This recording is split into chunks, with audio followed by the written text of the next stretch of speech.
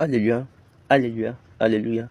Soyez encore une fois les bienvenus sur le plateau, sur la plateforme Toward in Season, pour la rubrique des questions-réponses. Un court résumé sur les choses que nous avons eu à étudier. Nous avions eu à faire les séries sur l'Église. Nous avons eu à parler sur l'Église, sur un thème concernant l'Église et sur la Trinité. Mais sur cette plateforme, nous parlons de la dualité dans la Trinité. Deux identités qui opèrent en trois dispensations. Deux identités qui opèrent en trois dispensations depuis l'éternité. Et nous avons eu à faire plusieurs ouvertures d'explications. Et je pense que nous n'allons pas faire encore assez pour cette série. Et nous allons directement aller dans les questions-réponses. Et après, nous allons maintenant revenir et continuer avec des séries concernant l'Église. Et nous allons faire sortir cela à la bergerie, au bébris, afin qu'elle puisse connaître la valeur et l'essence. Parce que s'il n'y a pas la vérité dans ce que vous faites, là, vous êtes déjà trompé.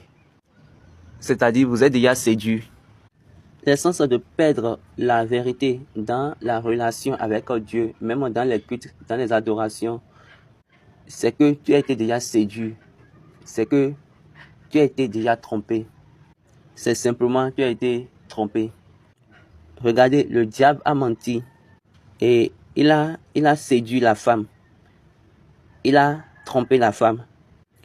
Même Jésus lui-même, dans Matthieu 24, verset 3, quand on lui a posé la question sur sa deuxième venue, la première chose qu'il a dit, alors verset 3, il a dit,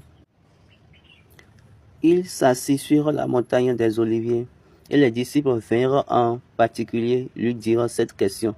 Dis-nous, quand cela arrivera-t-il? Et quel sera le signe de ton avènement et de la fin du monde?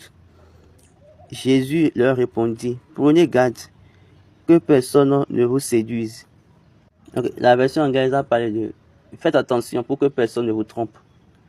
Donc, vous devez faire attention à la tromperie, à la séduction.